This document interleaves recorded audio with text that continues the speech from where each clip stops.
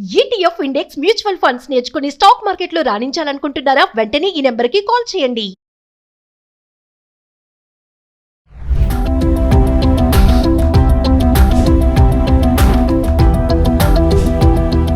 నమస్తే, welcome back to Suman T. Present మనతో పాటు ఉన్నారు అనలిస్ట్ మందర్ కృష్ణారెడ్డి గారు. నమస్తే సార్. నమస్తే.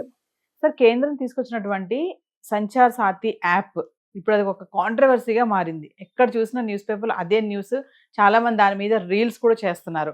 అంటే అసలు ఈ సంచార్ సాథి యాప్ అనేది అసలు ఎలా వాడాలి? ఇన్ కేస్ ఆ యాప్ మనకు వద్దు అనుకుంటే డిలీట్ చేసేయచ్చా? ఒక్కసారి వివరాల్లోకి వెళ్తే సార్. కేంద్ర ప్రభుత్వం తీసుకొచ్చినటువంటి సంచార్ సాథి అనే యాప్ నవంబర్ 26 తారీఖున వాళ్ళు నవంబర్లో దీన్ని చట్టంగా ప్రకటించారు. అంటే ఈ యాప్ ప్రతి ఫోన్లో కూడా బై డిఫాల్ట్ అంటే తప్పని పరిస్థితుల్లో ఫోన్లో ఉండేటువంటి మిగతా అన్ని ఫీచర్స్తో పాటుగా ఈ ఫీచర్ని కూడా పెట్టమని అన్ని కంపెనీలకు వాళ్ళు ఇన్ఫర్మేషన్ ఇచ్చారు. ఇది పెట్టడం వల్ల చాలా ఉపయోగం ఉంది. ఫోన్ మిస్యూజ్ కాదు. ఎవరు మనల్ని సైబర్ క్రైమ్ నుంచి తప్పించుకోవడానికి మనకు అవకాశాలు పూర్తిగా ఉంటాయి. సైబర్ నేరాలు చేసే వాళ్ళ ఆట కట్టించే అవకాశం ఉంది. సో దీనివల్ల వేలాది కోట్ల రూపాయలు ప్రతి సంవత్సరం కూడా సైబర్ లోపల మనం నష్టపోతున్నాం, మోసపోతున్నాం. ఒకసారి నష్టపోయిన తర్వాత రికవర్ చేయాలంటే చాలా కష్టం. దీనికోసం ఎన్నో పోలీస్ టీములను ఏర్పాటు చేసేసి ఖర్చు విపరీతంగా తడిసి మోపడుతుంది గవర్నమెంట్కి. చిన్న కేసుల్లో పట్టుకోవడానికి కూడా ఒకేసారి నెలల తరబడి నిద్ర లేకుండా పోలీసులు ప్రయత్నం చేయాల్సి వస్తుంది. వందల మంది పోలీసులు పనిచేయాల్సి వస్తుంది. ఈ ఆపత్తి నుంచి మొత్తం తప్పించుకోవడానికి సంచార్ సాథి యాప్ వల్ల అవకాశాలు ఉన్నాయని. సంచార్ సాథి యాప్ అంటే ఏమిటి అసలు? మొట్టమొదటి ఆలోచిద్దాం. ఒక యాప్ తయారు చేసింది సెంట్రల్ గవర్నమెంట్. మనం గర్వపడాల్సిన విషయం ఏంటంటే తెలుగువాడైనటువంటి మంత్రి, ఆంధ్రప్రదేశ్ సంబంధించినటువంటి మంత్రి పెమ్మసాని చంద్రశేఖర్ అనేటువంటి మంత్రి తన స్వయంగా తన ఆలోచనతో పుట్టినటువంటి యాప్ ఇది. దీన్ని తయారు చేసి, దీన్ని చూపించి, దీన్ని పూర్తిగా కన్విన్స్ చేసి మంత్రివర్గంలో దీనికి ఆమోదం చేసి దీన్ని ఒక చట్ట రూపంలో తీసుకొచ్చేందుకు ప్రయత్నం చేశారు. అయితే ఈ యాప్ ఏం చేస్తుందంటే, ఈ యాప్ను మనం ఒకసారి యాక్టివ్ చేసుకున్న తర్వాత, మనం ఇన్స్టాల్ చేసుకుని యాప్ చేసే తర్వాత దీనిలో ఏముంటుందంటే, ప్రత్యేకంగా ఎవరైనా ఎక్కడి నుంచైనా మనకు ఫ్రాడ్ మెసేజెస్ ఏమైనా వచ్చినా, మనల్ని తప్పుదోవ పట్టించగా మన అకౌంట్ నుంచి డబ్బులు లాగేయడానికి వీలుగా ఉండేటువంటి మెసేజ్లు కానీ, ఫోన్లు కానీ వస్తే దాన్ని ఆపడానికి మనకు అవకాశం. దాన్ని మనం ప్రత్యేకంగా దాంట్లో ఉండేటువంటి ఒక ఫీచర్ను కొట్టి ఈ నెంబర్ని దాంట్లో యాడ్ చేస్తే అది వెంటనే చెప్తుంది మీకు అది ఫ్రాడ్దా కాదా, దాని సమాచారం అంతా తీసుకుంది. అది ఫ్రాడ్ అయితే ఇమీడియట్గా దాన్ని స్టాప్ చేస్తుంది. వాడి మీద యాక్షన్ కూడా తీసుకుంది. అంటే మీరు నష్టపోకుండా ఉండటమే కాకుండా ఇంకెవరికి ఆ నష్టం జరగకుండా కూడా మీరు కాపాడడానికి ఒక అవకాశం. రెండోది, మీ మొబైల్ ఫోన్ మీరు పోగొట్టుకున్నట్టయితే ఏమయ్యాం నెంబర్ ఏదైతే ఉందో, మనకు అందులో ఉండాల్సిన నెంబర్ ఏదైతే ఉందో ఆ నెంబర్ వరల్డ్ వైజ్గా ఒకటే నెంబర్ ఉంటుంది కాబట్టి ఈ నెంబర్ వెంటనే ఏం చేస్తుందంటే అలర్ట్ చేస్తుంది. మీరు ఎప్పుడైతే మీ ఫోన్ పోయిందో దాంట్లో మీరు ఫోన్ పోయినట్టుగా ఇన్ఫర్మేషన్ ఇచ్చేస్తే మొత్తం ఆ ఫోన్ ఎక్కడున్నా పని చేయకుండా ఆపేస్తుంది ముందు. ట్యాంపరింగ్ చేస్తున్నాం IMEI నెంబర్. ఇంకా ఆ ఫోన్ పనిచేయదు. ఫోన్ పనిచేయకపోవడం వల్ల ఫోన్ లోపల అది మెసేజ్లు రావు, దానికి కాల్స్ రావు, అది కాల్స్ చేయలేదు, ఫోన్ ఇన్యాక్టివ్ అయిపోతుంది. దాన్ని మళ్ళీ తిరిగి ఓపెన్ చేయడం అంత సులభమైన విషయం కాదు. తర్వాత అది ఎక్కడుందో కూడా తెలిసిపోతుంది. దాన్ని పట్టుకోవడం కూడా చాలా సులభం అయిపోతుంది. అంటే చాలా వరకు ఫోన్ల ద్వారానే, వాళ్ళ కమ్యూనికేషన్ ద్వారానే, SMS ద్వారానో, మెయిల్స్ ద్వారానో, లేదా మనకు వాట్సాప్ ద్వారానో, ఏదో రకంగా సోషల్ మీడియాను ఉపయోగించుకునే ఫ్రాడ్స్ జరుగుతున్నాయి. లేకపోతే నా ఇంట్లో నేను ఉంటాను, వాడింట్లో వాడు ఉంటే మనకు ఎలా చేస్తారు, కమ్యూనికేషన్ ఎట్లా ఉంటుంది మన మధ్య.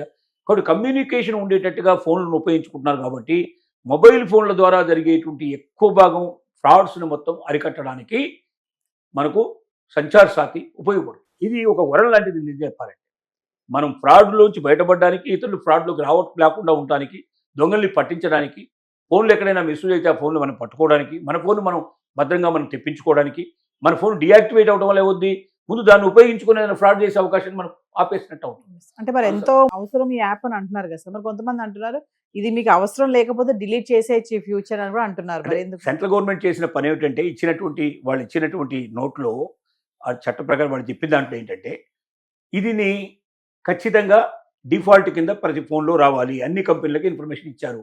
అంటే మీరు దీన్ని వితిన్ 6 months లోపల ప్రతి ఫోన్లో కూడా మీరు తయారు చేసే కొత్త ఫోన్లలో దీన్ని తప్పనిసరిగా తీసుకురండి. ఫేస్బుక్ ఎట్లా తీసుకొస్తారో, గూగుల్ ఎట్లా తీసుకొస్తారో, రకరకాల మీరు ఎట్లయితే ఉన్నాయో ఇవన్నీ కంపల్సరీగా అవసరమైనవన్నీ ఉపయోగించుకుంటున్నారు. అది ఎట్లాగైతే అవసరం, ఇది కూడా అవసరం కాబట్టి దీన్ని కూడా కంపల్సరీగా పెట్టండి అని. ఇంకోటి ఏం చేశారు, దీన్ని డిలీట్ చేయడానికి వీల్లేదు అన్నట్టుగా ఒక అర్థం వచ్చేట్టుగా ఒక వర్డ్ వాడారు. ఇక్కడ సమస్యల్లో ఇక్కడ వచ్చింది. మిగతావన్నీ బాగానే ఉన్నాయి కానీ డిలీట్ చేయడానికి వీల్లేదన్నప్పుడు ఇందులో ఏదో మతలబు ఉంది. కొన్ని యాప్స్ ఎట్లా ఉంటాయంటే మనకు తెలియకుండానే కెమెరాలు ఓపెన్ అయిపోతాయి. దాంట్లో కెమెరాలు ఓపెన్ అయిపోయి మనం ఎక్కడ పెడితే అక్కడ, మనం బెడ్రూమ్లో పెట్టామనుకోండి, మన బెడ్రూమ్లో మొత్తం టోటల్గా రికార్డ్ అయిపోతుంది. అంటే మీరు ఆన్ చేయరు, మీ ఫోను ఆన్లోనే ఉండదు. ఫోన్ ఆఫ్ చేసి పెట్టినా కూడా ఆ కెమెరాలు ఓపెన్ అయిపోతాయి, మొత్తం టోటల్గా అది ఎఫెక్ట్ అంతా వచ్చే అవకాశం ఉంటుంది. అంటే ఒక రకంగా మొబైల్లో మీరు ఇప్పుడు ఆండ్రాయిడ్ ఫోన్లు ఏవి ఉన్నాయో ఇవి కాకుండా మీరు ఇవాళ ఇంకా కొత్త లేటెస్ట్ ఫోన్లు, ఐఫోన్లు గిట్లా మీరు ఎంత లేటెస్ట్కి వెళ్తే అంత మీ జీవితం బట్టబయలైనట్లు లెక్క.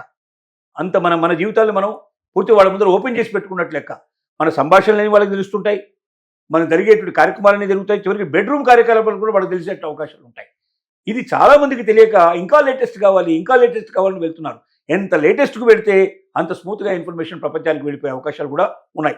దాని అర్థం చిన్న ఫోన్లలో లేవని కాదు, పెద్ద ఫోన్లలో ఇంకా పాసిబిలిటీస్ ఎక్కువ పెరుగుతాయి, అవకాశాలు ఎక్కువ పెరుగుతాయి. కాబట్టి పార్లమెంట్లో దీని మీద చాలా పెద్ద గొడవ అయింది. పార్లమెంట్లో ప్రతిపక్షాలను గొడవ ఏం పెడుతున్నాయంటే, డిలీట్ చేయడానికి మీరు ఫీచర్ పెట్టట్లేదంటే మా ప్రతిపక్ష నాయకులకు సంబంధించిన ఫోన్లని మీరు ట్యాప్ చేసేసి మా సమాచారం అంతా సేకరించి మమ్మల్ని పైకి రానివ్వకుండా తొక్కడానికి, మా రాష్ట్రాలను ఉపయోగించుకొని మమ్మల్ని బ్లాక్మెయిల్ చేయడానికి మీరు దీన్ని ఉపయోగిస్తారు, మా జీవితాలను నాశనం చేయడానికి మీరు ప్రయత్నం చేస్తున్నారు, కాబట్టి మేము ఎట్టి పరిస్థితుల్లో దీన్ని ఒప్పుకోమని చెప్పి గొడవ మొదలుపెట్టారు. చివరికి దానికి మనకు సంబంధించినటువంటి ఎవరైతే టెలికమ్యూనికేషన్ మినిస్టర్ ఉన్నారో ఆయన దీని మీద మాట్లాడుతూ, మాకు అలాంటి ఆలోచనలు కానీ భావం కానీ మనకు లేదు, మిగతా ఫీచర్స్ ఎలాగైతే డిలీట్ చేసుకునే పాసిబిలిటీ ఉంటుందో దీన్ని కూడా డిలీట్ చేసుకోవచ్చు, అయినా బై డిఫాల్ట్ దాంట్లో ఉన్నా కూడా మీరు దాన్ని ఓపెన్ చేసి మీ ఫోన్ నెంబర్ ఎంటర్ చేసి మీరు దాన్ని కావాలని అడిగినప్పుడు మాత్రమే అది యాక్టివేట్ అవుతుంది, కానీ డిఫాల్ట్ ఉన్నంత మాత్రంలో అది యాక్టివేట్ కాదు. చాలా ఫీచర్లు ఉంటాయి మీకు దాంట్లో. ఫేస్బుక్ ఉంది, ఫేస్బుక్ ఉంటుంది, లేదా అమెజాన్ ఉంది. మీరు అమెజాన్ ఓపెన్ చేసి మీరు దాంట్లో మీరు నెంబర్ ఇట్లా ఇచ్చేసి మీరు చేస్తే అప్పటి నుంచి దాన్ని యాక్టివేట్ అయ్యి మీకు ఇన్ఫర్మేషన్ రావడం ప్రారంభమవుతుంది.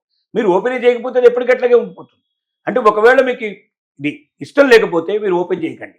ఒకవేళ చేశారు, మీరు కొంత ఇన్ఫర్మేషన్ ఇచ్చారు, తర్వాత ఇవ్వదలుచుకోలేదు, డిలీట్ చేసేసుకోండి, మాకు అభ్యంతరం లేదు అని ఇంత క్లారిటీగా చెప్పారు. మీరు ఉపయోగించాలనుకున్నప్పుడు మాత్రమే ఉపయోగపడుతుంది, లేదా లేదు. కాబట్టి ఉపయోగిస్తే దీన్ని ఇన్ని ప్రయోజనాలు ఉన్నాయి, లేదనుకుంటే మీ ఇష్టం అని అంత క్లారిటీ ఇచ్చినప్పటి నుంచి కొంచెం ప్రతిపక్షాలు శాంతించాయి. బహుశా దీన్ని అమలు చేసే అవకాశం ఉంది. కానీ శాంసంగ్, యాపిల్ లాంటి ఫోన్ మ్యానుఫ్యాక్చరర్స్కి ఇన్ఫర్మేషన్ ఇచ్చినప్పుడు వాళ్ళు డిఫాల్ట్లు పెట్టడానికి మేము అంగీకరించమన్నట్టుగా యాపిల్ వాళ్ళు అయితే తెలుగు సమాధానం చెప్పారు.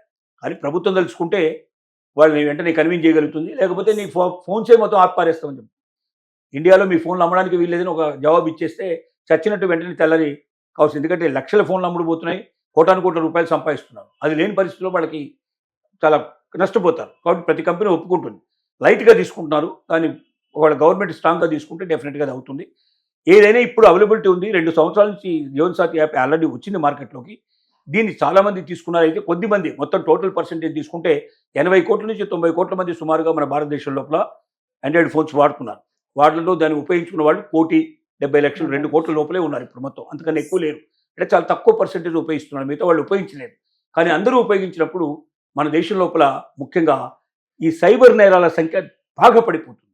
ఆల్మోస్ట్ ఆల్ 0 పొజిషన్కి రావడానికి అవకాశం ఉంది. ఫోన్లు పోగొట్టుకుంటామనే భయం లేదు, ఫోన్ పోగొట్టుకున్న నిర్భయంగా నా ఫోన్ నాకు దొరుకుతుందని భయం లేనటువంటి ఒక పరిస్థితి దారితీస్తుంది.